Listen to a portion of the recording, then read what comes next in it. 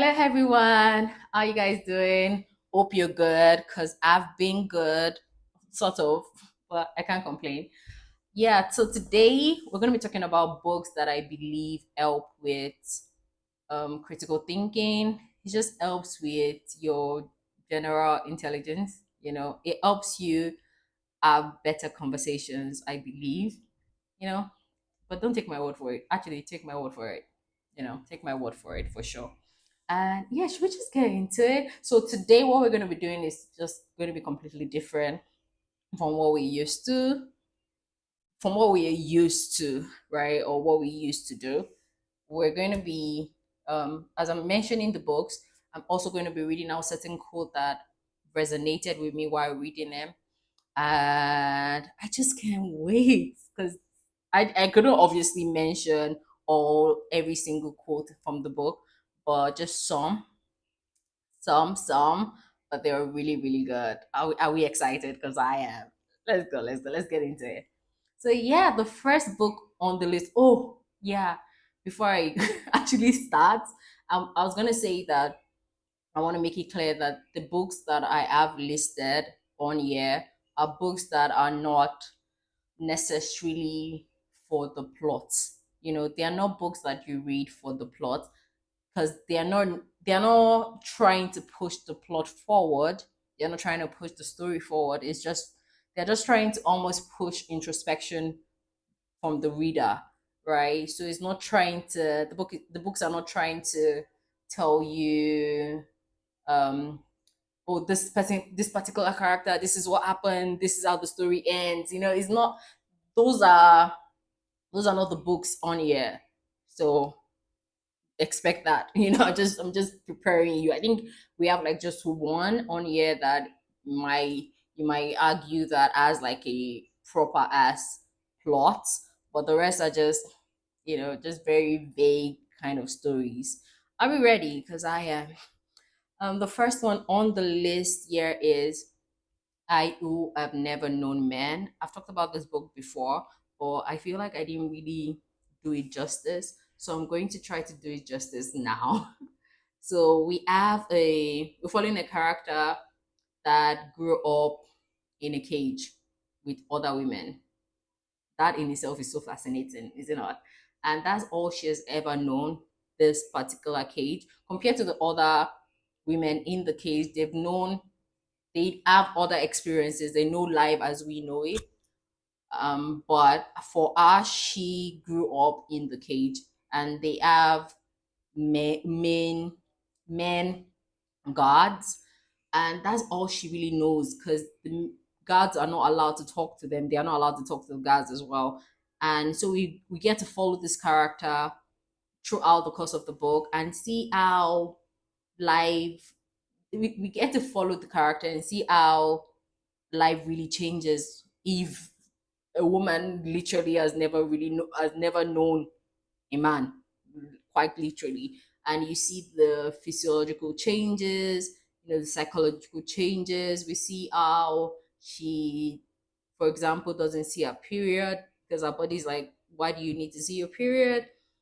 Those certain changes. And it got to a point where they escaped from the cage, and they were lucky enough that the cage was open while the guards ran.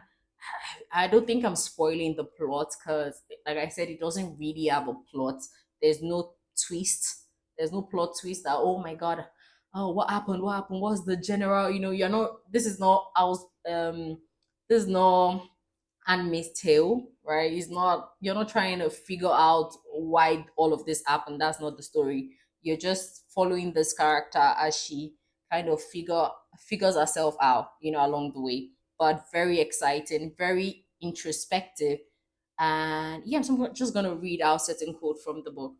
The first one is, what could be more human than want and desire? And that's literally so true because it's so human to want and desire stuff. Yeah. Anyways, the second one is, it is human to be afraid of death, of unimaginable pain, and it's another kind of humanity to transcend it.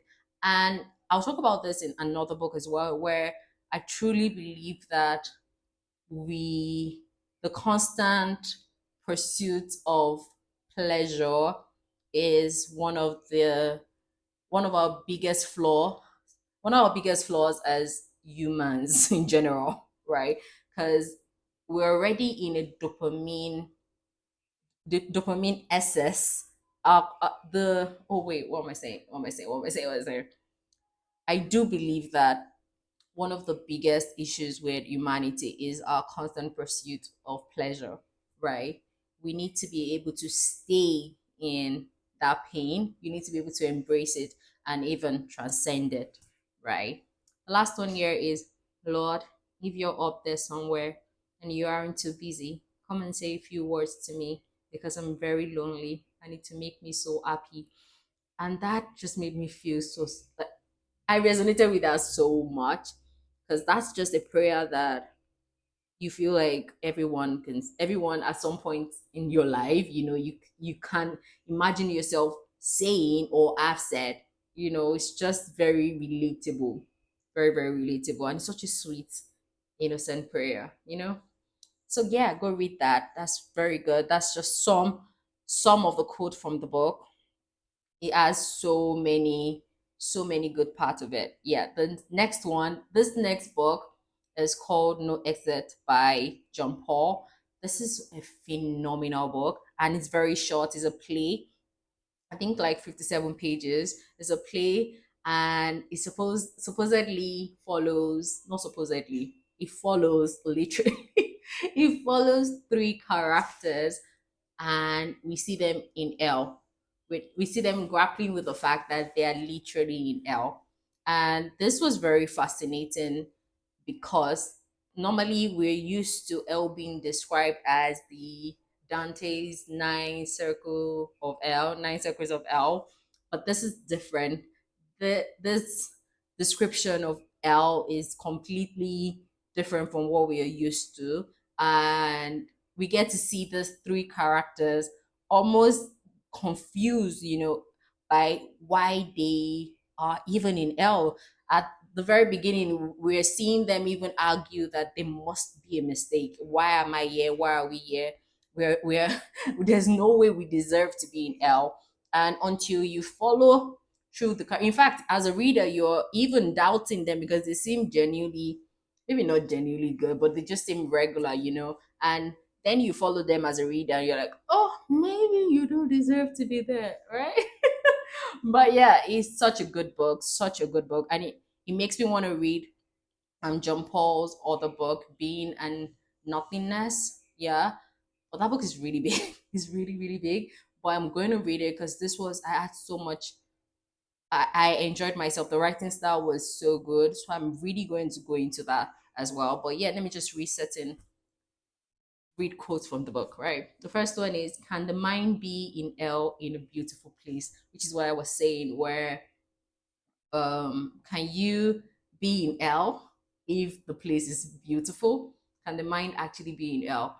Because we're so used to Dante's representation of L that you think you would know L, once you see it, because I mean you've seen the paintings, right?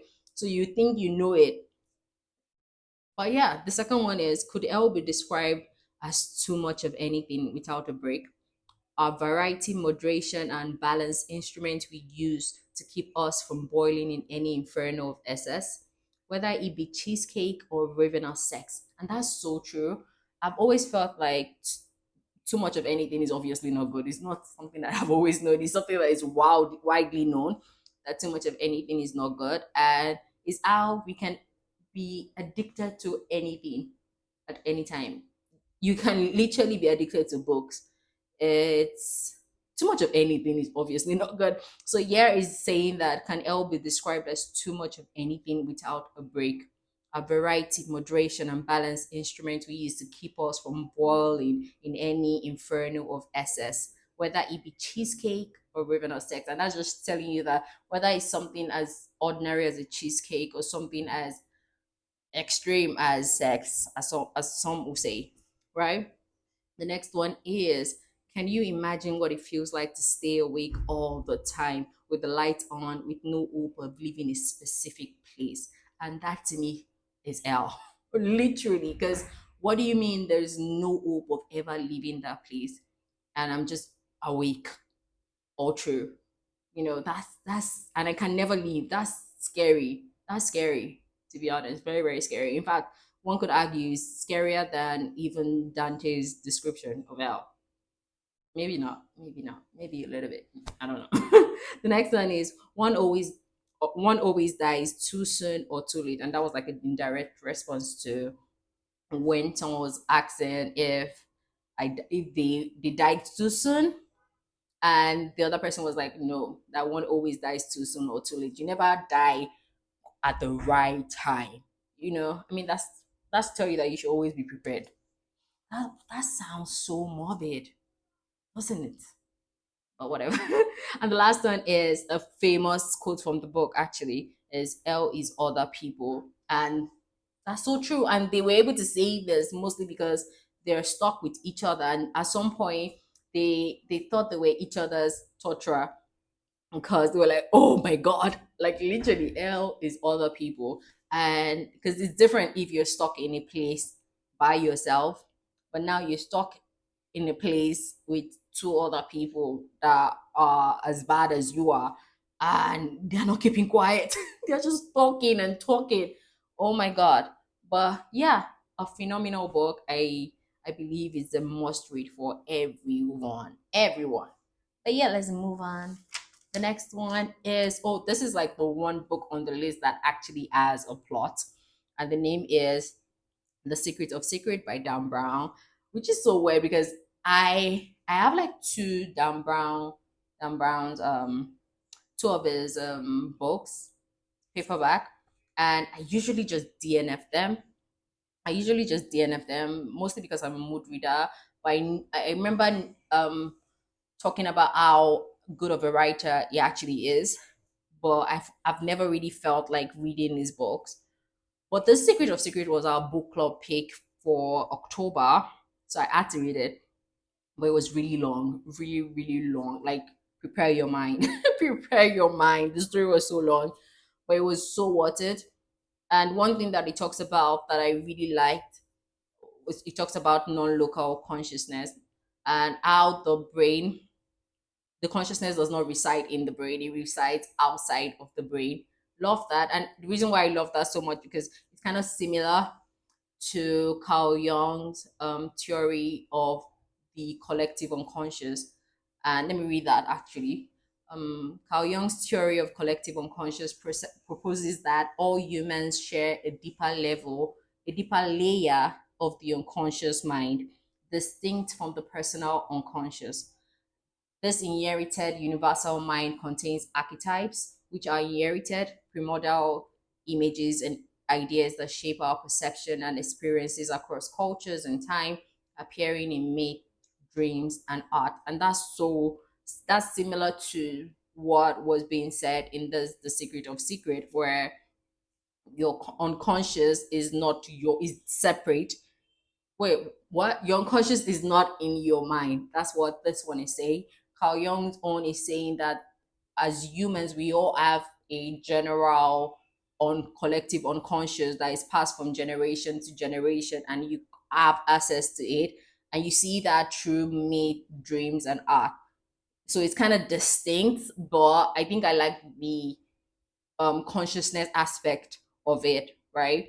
So this one, this Secret of Secrets, is saying that our mind, our brain is literally just a satellite that is just collecting, taking what we need at a certain time. And one thing I love about this book particularly is that most, if not all, of the theories are they're very rooted in reality, in theories that are being done right now. They're not sci-fi, and I love that. I love that it's very rooted in reality. I love that so much. It's very fascinating, especially if you're not someone that you read peer review articles, and you don't read that. It's so fascinating. So let me just read quotes from there. Number one is, realize that everything connects to everything else. Love that. Love that. Yeah, the next one is The theory is called non-local consciousness, and it's based on the premise that consciousness is not localized to your brain, but rather it is everywhere. Yeah. The next one is there's no such thing as muscle memory. It's an oxymoron. Muscles don't have memory. In reality, when you practice, you're fine tuning your brain, gradually rewiring it to receive information more clearly and consistently from the universal consciousness, so it can command your muscles to contract in a perfect pattern to perform a task in a certain way. So it's kind of similar to the Carl Jung's own, where Carl Jung is talking about the universal collective unconscious. This is just calling it rather universal consciousness, right? This one is positing that you don't even have access, like your consciousness is not even your own. Carl Jung is saying that you have your own personal consciousness, you have your own personal unconscious, then we have the collective unconscious, right? But this one is saying your consciousness is not even yours. You don't have a personal consciousness. And he's also saying here that those things that you think that are muscle memories, they're not. You're just fine-tuning your muscle to be able to get those information faster. And I love that so much. It's so fascinating to me. The next one is the brain is a receiver and consciousness flows in and out, which is what I said. The next one is we proclaim the truth that serves our needs. I love that so much because it reminds me of this bias, where confirmation bias, yes, where you literally seek out information that agree with your belief, that suits you. And unfortunately, we all fall under that a lot of times. I think that's why we need to recognize these biases so we are better able to combat it even. The next one is as consciousness becomes untethered, our powers of perception grows. I love this so much because it reminds me of how, if you're a Christian, you think about how I always felt like when you sleep, that's usually when you have access to maybe like the spiritual realm way more or faster. And this was very fascinating in the sense that he's saying that when you're when you are unconscious, right, when you are either sleeping, you have a near death experience, you usually your power of perception grows. Yeah, it's so fascinating in itself, where he's saying that we are probably the one injuring ourselves from not having that access to that spiritual realm. We are not able to see it because I mean the world right now, social media is just we can't access it even when we really really try. And the fastest or the better way to access it is usually when you dream. And I think this is why dream analysis is so good. It's so good. Ah, yeah, talking about near death experience, it brings me to our next book, Recursion. Recursion by Blake is so good. I don't know if you know Blake. If you've read Dark Matter and also seen the series Dark Matter, you know how much of a great writer he is. It's not a great writer in the sense of like, oh my God, he's so sophisticated. His writing is so complex. His writing is so simple.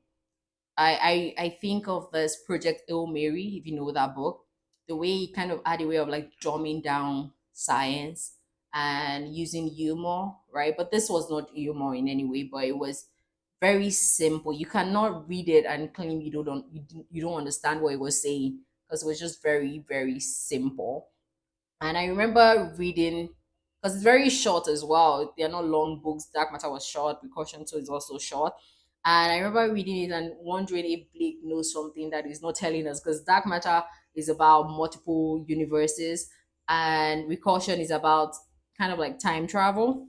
And you start to wonder, does this guy know something that we don't, But there's such good books. You should even actually read the two. But recursion, I'm mentioning recursion because specifically because of the time, not the time traveling aspect. I was talking about the near death experience part. The near death experience part is that was like the only way you could time travel in with caution, right? And yeah, it was so good. So let me just read the quote. The first one is, nothing can be controlled, only endured, which goes back to what I was saying previously about how we always want to control, in a way, how we feel, you know, you want to control it. Oh, especially heartbreak. Oh, I want to control. You can't. You just have to endure it. To be honest, endure it. Like, go in it. Just go through it. Anyways, the next one is, if that's all living, if that's all living really is, one long goodbye to those we love. And that's so, that made me so emotional because that's so true. And if you're someone, even without ever having dealt with grief, it just makes you immediately sad. Where it's like, start seeing like, oh my god. So like, living is literally a long goodbye to everyone.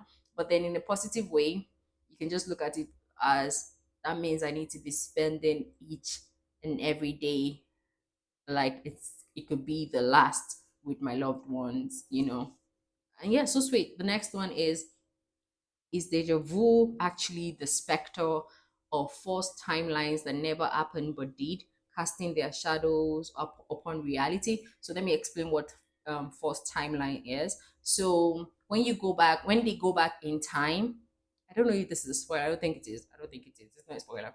So when they go back in time, right, during when they force the um near death experience, and they go back in time and they change something, maybe the person, maybe someone died and they did not make the person die or something, they change something, the timeline they left now becomes a forced timeline. So yeah, that appears in people's mind like black and white, and the other one is like way more vivid, so it now brings up the argument, where is deja vu actually a forced timeline that actually existed at some point, that is not like casting a shadow on reality. So that was very nice. The next one is, okay, this one, the next two are sort of like quotes from each chapters. So it was putting different quotes in each before he started chapters. So this two, I liked it.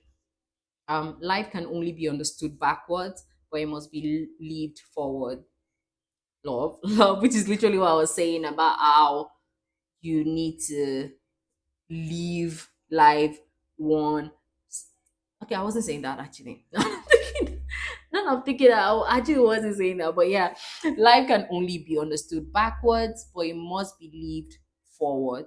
And that's to tell you that you can learn from your experiences, but you can't stay in it. You have to keep living, moving forward, keep moving. You cannot stay in the past. Learn from it, grow, yes, but don't stay in it. The next one is, when a person dies, he only appears to die, he's still very much alive in the past.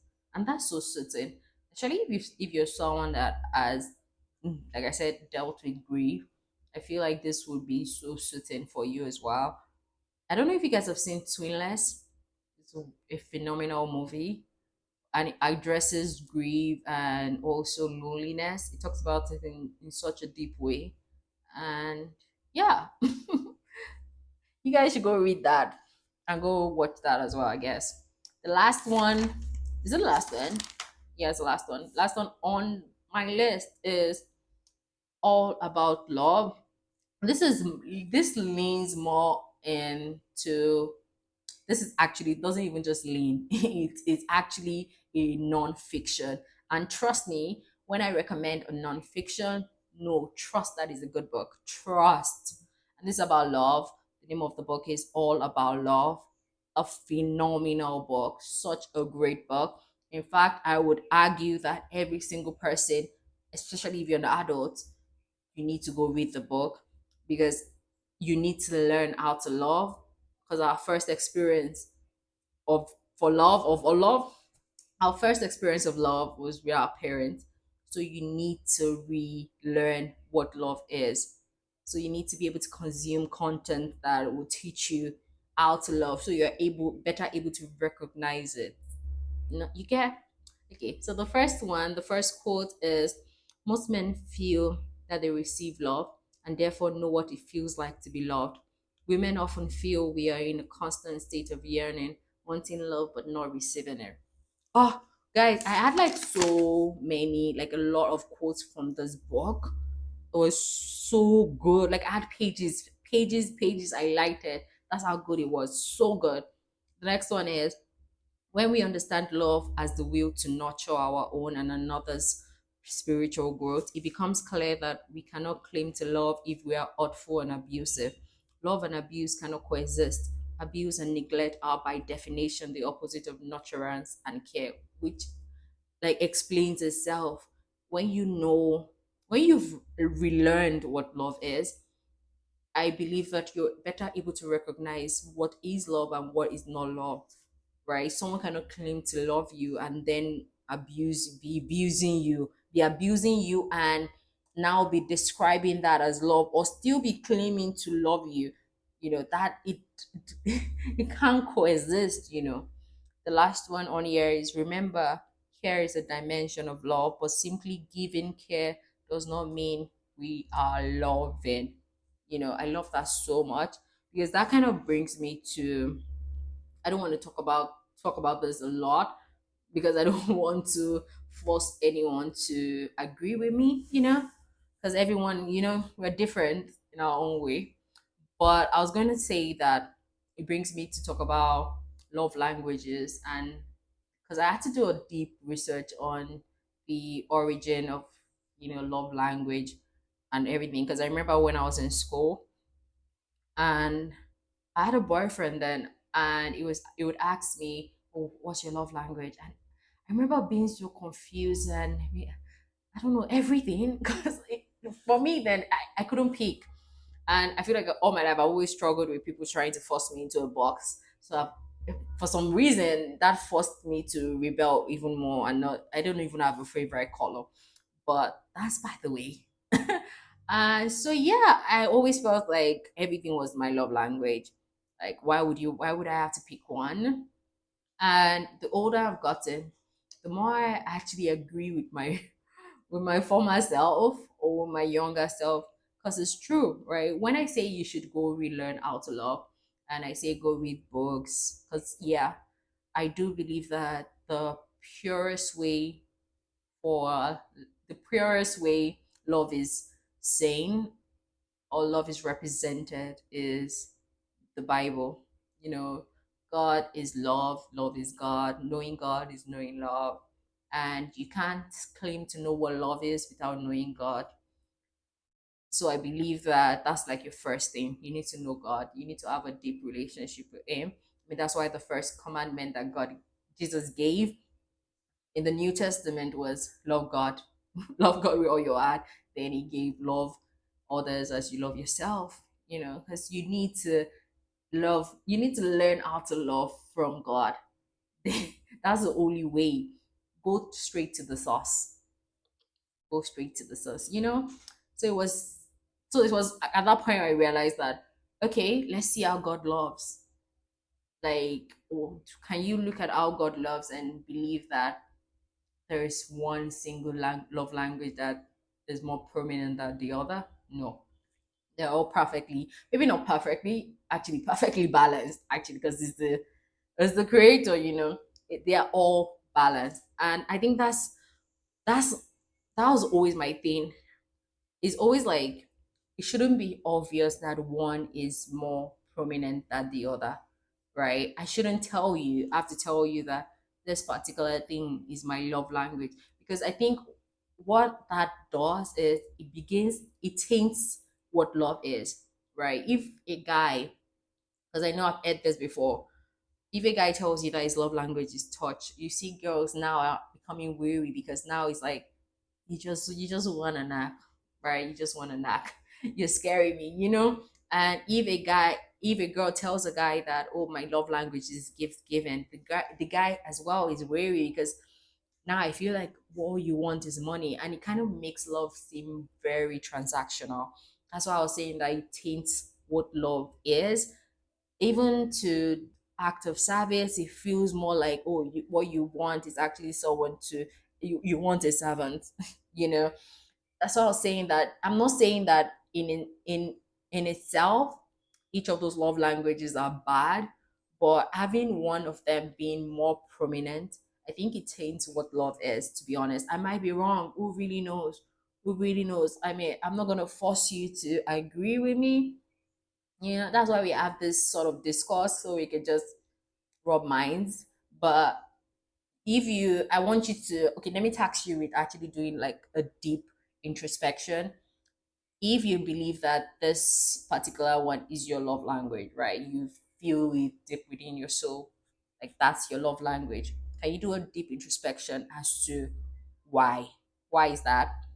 If you can trace that, you usually will be able to trace that back to your parent, or trace that back to, it just makes you feel more secure. Your is fear. It has to do with fear. It has to do with, you don't want to risk it. So many things, so many things. Oh my god, I could go on and on about this.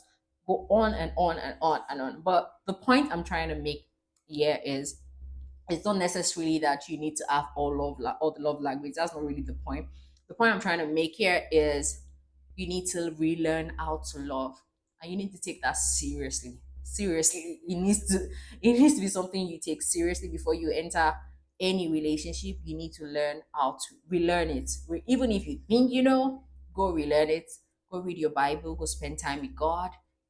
Consume content that, the reason why I put God first, I'm saying that go read your Bible, go spend time with God, because then when you're consuming content, when you're reading books, when you're watching movies that are about love, you're better able to recognize that, nah, this is not love. This is not what love is. It's not the kind of love I know. This is not love, basically. And yeah, so this is the end of part one. There's going to be a part two, and probably more parts, because I love books like this. I love books like this so much. So much, so much. Like, you want to get me to talk? Just mention a book like this, because it's so good. So good. Either books like this or a lit fic, any day, anytime. I'm just there. Because, nah. And you guys, I don't know what I'm saying. What am I saying? Well, I'm excited.